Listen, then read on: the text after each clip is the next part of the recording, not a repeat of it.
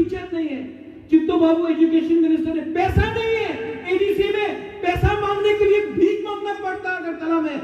हम लोग त्रिपुरा का राजा, यहाँ का एडीसी का मंत्री लोग अगरतला जाकर भीख मांगना पड़ता है अपना जगह में, अपना अधिकार मांगने के लिए।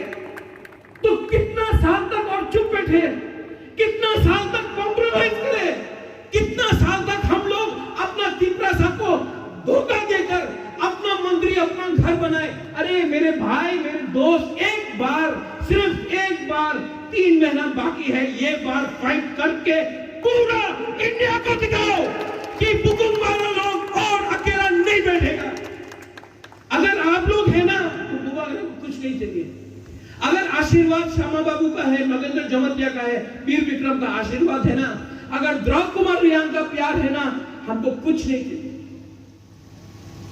थानसा बोलने में सिर्फ 5 शब्द है, 6 शब्द है। थानसा, मुनखात, पुम खतना, लेकिन